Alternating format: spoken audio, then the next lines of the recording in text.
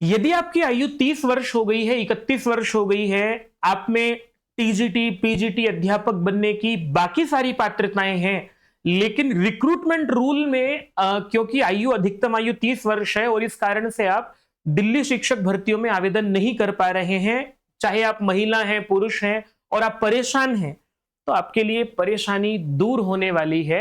आपको आवेदन करने का अवसर मिलने वाला है, क्योंकि ये रिक्रूटमेंट रूल जो लोगों को, योग्य अभ्यर्थियों को आवेदन करने से मना करते हैं, अब सरकार जो है वो इनको बदल रही है, बदल चुकी है। आप लोगों के पास सूचना पहुंचने ही वाली होगी। मैं थोड़ा सा पहले सूचना इसलिए पहुंचा रहा हूं क्योंकि मुझे इसकी ठीक ठीक जानकारी है, और दूसरी बात, मैं ये चाहता हूं कि आप लोग अब नेताओं के या फिर आप लोग जो है कोर्ट केसेस के या डीओई के अलग अलग अधिकारियों के चक्कर लगाने की बजाय अब आप लोग पढ़ाई करें, अपनी तैयारी करें।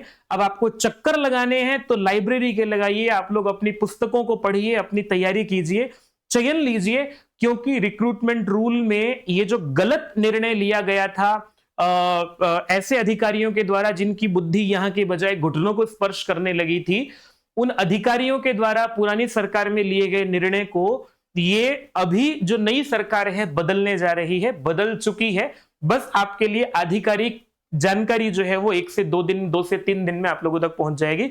सारी जानकारी इस वीडियो में दूंगा। प्रणाम निवेदित करता हूं। मेरा नाम है अवधेश विद्यालंकार। आप लोग जुड़े हैं आपकी अपनी संस्कृत पाठशाला से, और इसके लिए ये जो नया रिक्रूटमेंट रूल बन करके आएगा जिसमें आपको सभी को आवेदन करने का अवसर मिलेगा, उसके लिए विशेष धन्यवाद करना चाहता हूं मैं वीरेंद्र सचदेवा जी का, जो कि वीरेंद्र सचदेवा जी दिल्ली के बीजेपी के प्रदेश अध्यक्ष हैं, और उनसे भी ज्यादा धन्यवाद मैं आप सब लोगों की तरफ से करना चाहता हूं इन अभ्यर्थियों का। कुछ अभ्यर्थी यहां दिख रहे हैं, कुछ ऐसे भी लोग हैं जो यहां नहीं दिख रहे हैं, जिनकी चप्पलें जो हैं उन्होंने केवल इस रिक्रूटमेंट रूल के परिवर्तन के लिए घिसी हैं। 1 वर्ष से अधिक समय तक जिन्होंने प्रयास किया है, तो उन सभी अभ्यर्थियों का विशेष धन्यवाद मैं हाथ जोड़ करके करना चाहता हूं, सभी अभ्यर्थियों की ओर से, हम सब की ओर से, क्योंकि जो अन्याय अभ्यर्थियों के लिए, अभ्यर्थियों के साथ किया जा रहा था अधिकारियों के द्वारा, वो अन्याय जो है उसके लिए खड़े होकर के आवाज उठाना बहुत बड़ी बात है।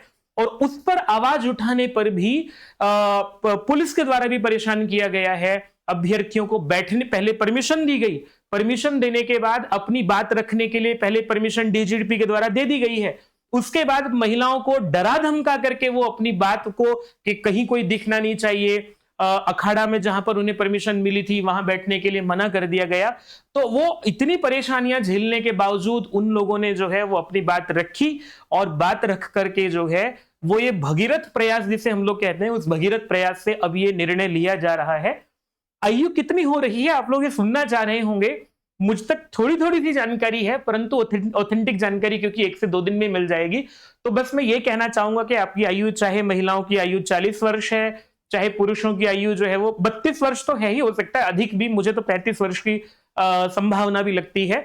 तो जो केंद्र के नियम है, संभवतः उन्हीं नियमों के आधार पर आप लोगों को आयु सीमा में छूट मिल जाए नए रिक्रूटमेंट रूल्स के आधार पर।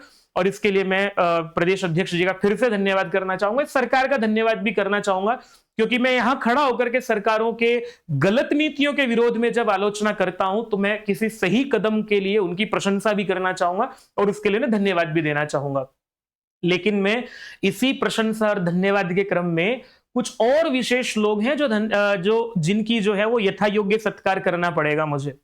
जब ये अभ्यर्थी आंदोलन करने के लिए, अपनी बात रखने के लिए इकट्ठा हो रहे थे और इनको परमिशन भी मिली थी, मैंने आप लोगों को वीडियो में परमिशन भी दिखाई थी कि हाँ परमिशन मिल गई है, उसके बावजूद जो है कुछ लोग इनको कमजोर करने में लगे हुए थे, इनका मनोबल गिराने में लगे हुए थे। कुछ लोगों ने कोर्ट केसेस के नाम पर जो है अभ्यर्थियों से 5-5 हजार रुपए ले लिए हैं। मुझे बताया गया वकील ने फीस ली है 2,000 रुपए, और जो ऐसे कुछ वीडियो बनाने वाले धुरंधर भी हैं जो अभ्यर्थियों का हिमायती बनने के नाम पर, इन लोगों को कमजोर करने के नाम पर सामने आए थे, और उन्होंने अभ्यर्थियों से 5-5 हजार रुपए ले लिए हैं, 2,000 वकील के, 3,000 अपनी जेब के। ऐसे दुष्ट लोगों ने इनको कमजोर करने का काम किया है। मैं नाम अभी तो नहीं ले रहा हूं, पर अगर आप लोग सुधरे नहीं तो नाम लेकर के जो है मुझे फिर यथा योग्य सत्कार भी करना आता है। मैं डरता नहीं हूं किसी से और अपने दम पर काम करता हूं। मेरे अपना काम करने का, पढ़ने पढ़ाने का काम है। मैं बहुत फालतू चीजों में घुसना नहीं चाहता हूं, लेकिन कोई अभ्यर्थियों के विरोध में काम करेगा तो फिर उसको सबक सिखाना भी मुझे आता है। खैर, मैं बहुत ज्यादा बात नहीं करना चाहूंगा इस विषय पर। हाँ, लेकिन सुधर जाओ ये जरूर कहना चाहूंगा, ऐसे दुष्ट लोग जो अभ्यर्थियों के विरोध में बोलते हैं, अभ्यर्थियों को कमजोर करते हैं। तो भाई अभ्यर्थियों, अभी बस आप लोगों से मुझे इतना ही कहना है कि आप लोगों को तैयारी करनी चाहिए। रिक्रूटमेंट रूल्स बदलने जा रहे हैं। जो अन्याय सरकारी के पुरानी सरकारी अधिकारियों के द्वारा किया गया था वो परिवर्तन किया जा रहा है। मैं आपको थोड़ी सी कहानी सुना देता हूं, ये हुआ कैसे। आप लोगों को पता है कि अभ्यर्थी जो हैं वो, मैंने पहले आप लोगों को बहुत सारी इमेजेस भी दिखाई थी कि अभ्यर्थी जो हैं वो सीएम रेखा गुप्ता जी से मिले हैं। सारी फोटोज दिखाने की जरूरत नहीं, पिछली मैं दिखा चुका हूं आप लोगों को सब। सीएम रेखा गुप्ता जी से मिले हैं, कमलजीत सहरावत जो सांसद हैं उनसे मिले हैं, या शिक्षा मंत्री ने कह भी दिया था कि अगर 2024 में मिला था तो अब भी मिलेगा। तो अभ्यर्थियों ने बार बार चक्कर लगाए हैं। कुछ अभ्यर्थी उत्तर प्रदेश से आए हैं, मुझे यह भी बताया गया कि कुछ कोई लखनऊ से आया है, कोई कहीं और से आया, कोई कहीं और से आया है। 15-15 चक्कर उन लोगों ने लगाए हैं। उनको परेशान भी किया गया है कि भाई आप लोग जो हैं वो क्यों इसके चक्कर में पड़ रहे हैं, पर बावजूद उसके उन लोगों ने परिश्रम किया है। तो भाई विद्यार्थियों, सफलता यूं ही नहीं मिलती है, इन्होंने परिश्रम किया और इसके कारण से ये हुआ। और अभी जब ये शायद 29 अक्टूबर को जब ये धरने का कार्यक्रम किया जा रहा था, पहले वो 27 अक्टूबर को होना था, फिर उसकी परमिशन जो है वो छुट्टी कर दी गई डीओई में छठ पूजा के कारण से। फिर वो 29 अक्टूबर को हुआ। 29 अक्टूबर को पहले परमिशन दे दी गई, फिर परमिशन के नहीं, अब आपको बैठने नहीं देंगे। कुछ लोग भी वीडियोस बनाने लगे विरोध में कि वहां लाठियां पड़ेंगी, डंडे पड़ेंगे, ये सब बातें भी कही गई। पर अभ्यर्थी जो है ना, वो जब परेशान हो गए थे और परेशान होकर के वो वहां से चलने लगे, वो मेट्रो के सामने खड़े होकर के उन्होंने अपनी आवाज रखी। वीडियोस आप लोगों तक पहुंची ही होंगी, नहीं भी पहुंची तो कोई बहुत अधिक आवश्यकता तो खैर क्या ही है, मैंने आप लोगों को बता ही दिया है। लेकिन फिर क्योंकि अभ्यर्थी मेरे संपर्क में थे, मुझसे बात भी हो रही थी, मैंने हमेशा उनका उत्साहवर्धन का प्रयास किया है और एक निवेदन मैंने अभ्यर्थियों से किया और मैंने कहा कि आप लोग एक बार बीजेपी मुख्यालय चले जाइए, क्योंकि अगर अधिकारी बात नहीं सुनते हैं, अधिकारियों की औकात क्या है कि वो बात ना सुने। नेता अगर चाह ले, नेता अगर सुन ले तो आपकी बात सुनी जाएगी। और मुझे भी ये सुझाव पता है किसने दिया है।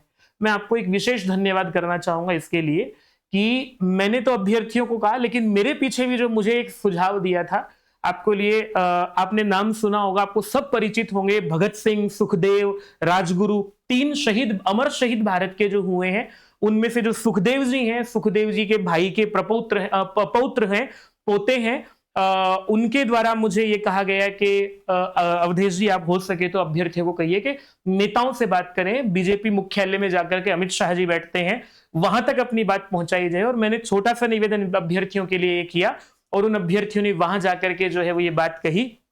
उनकी बात को जो है वो वीरेंद्र सचदेवा जी ने एकदम सुना और एलजी के सामने इस बात को रखा गया। और एलजी से जो अभ्यर्थियों ने बात कही, वीरेंद्र जी का कहना तो ये है कि अभी जो है वो सबको वो मिलेगा। और मैं आप लोगों को वीडियो भी सुनवा देता हूं, वो वाला जो उन्होंने वीडियो बताया है। और आपके पास आए तो जरूर होगा सर, उम्मीद से आए सर, आपके पास तो जरूर होगा सर। मेरे को भी चिंता है ना सर, लाखों परिवार जुड़ा हुआ है सर। मेल को भी नंबर देने दो प्लीज, 87 इलेक्ट्रिशियन टेबल को ज्यादा दे दो।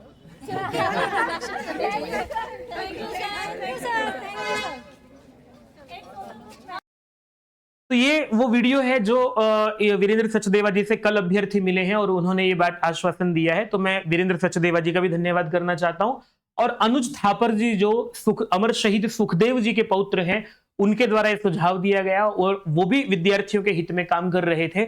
उनका भी कहना था कि मैं भी नेताओं से बात करता हूं, बीजेपी के लोगों से बात करता हूं, ताकि वो सामाजिक कार्यकर्ता के रूप में आज भी कार्य कर रहे हैं। तो देखो, कहीं से कोई छोटी सी प्रेरणा चलती है, उस प्रेरणा से जो है वो बड़े बड़े काम सिद्ध हो जाते हैं।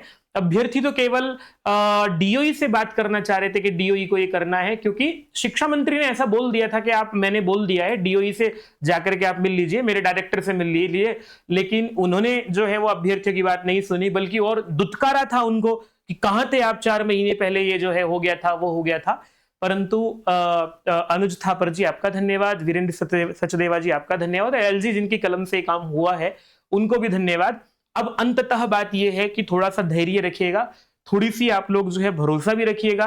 बस सब जगह से ध्यान हटा करके आप लोग अपनी पढ़ाई पर लगा लीजिएगा, अपनी तैयारी कीजिएगा। बाकी इन अभ्यर्थियों का फिर से जितना धन्यवाद किया जाए उतना कम है।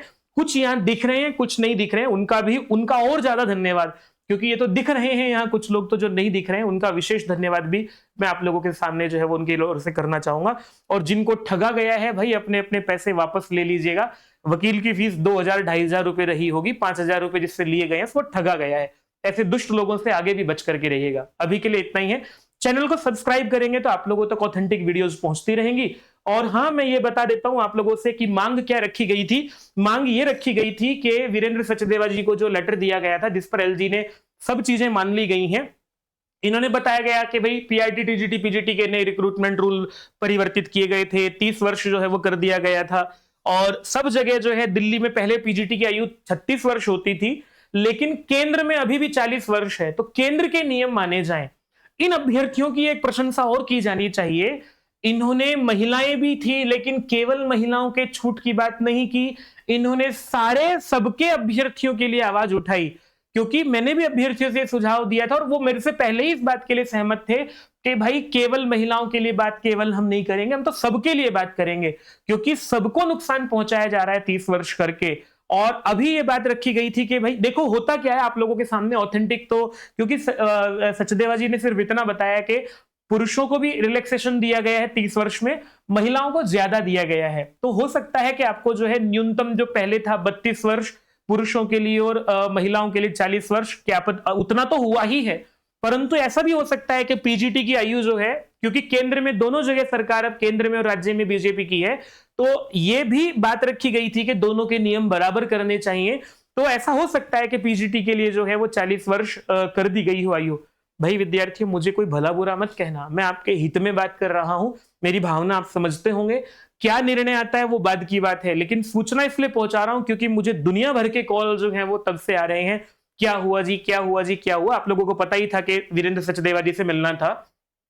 पीजीटी के लिए इन्होंने बताया कि 40 वर्ष होना चाहिए, और टीजीटी के लिए कहा कि पहले 32 थी फिर 30 कर दी गई, लेकिन केंद्र में जो है वो 35 वर्ष है।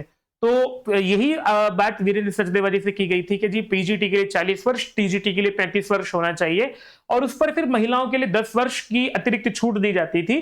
तो देखो अब इस पर फाइनल निर्णय क्या आता है। लेकिन आप लोगों के लिए खुशखबरी ये है कि बस आप लोग अपनी तैयारी कीजिएगा। वीडियो लंबा हो गया है, मैं क्योंकि थोड़ा सा अभ्यर्थियों के लिए धन्यवाद करने के लिए अपनी भावनाएं बहुत नियंत्रित तो नहीं कर पाया हूं मैं भी, क्योंकि उनका जितना धन्यवाद किया जाए उतना कम है। और दुष्टों के लिए भी अपनी बात रखनी जरूरी थी कि अभ्यर्थियों को कमजोर करने का काम मत किया कीजिए। आप लोग अपनी कोचिंग चलाते हैं, चलाइए, पढ़ने पढ़ाने पर ध्यान दें, बजाय इन सब में के लोगों से पैसे ठग लेना। ये बहुत छोटे काम है, अध्यापकों को शोभा नहीं देता है, अध्यापक बना कीजिए। ये यूट्यूबर बन करके कुछ खास मिलना जुलना होता नहीं है। चलिए विद्यार्थियों, क्या सोचते हैं आप लोग, कमेंट जरूर कीजिएगा। और मैं कहीं अगर थोड़ा सा ज्यादा बोल गया हूं तो किसी को ठेस पहुंची हो, भावना मेरी गलत नहीं है, पर गलत को गलत कहना जरूरी होता है। इसी के साथ चैनल को जरूर सब्सक्राइब कीजिएगा, आप लोगों तक फिर वीडियो पहुंचाऊंगा। और कल से तो वीडियो बननी शुरू हो ही जाएंगी जब ये आ जाएगा, लेकिन आप लोगों के लिए आंदोलन की पूरी कहानी सुनाना जरूरी था। नमस्ते। रिक्रूटमेंट बदल गए हैं रूल।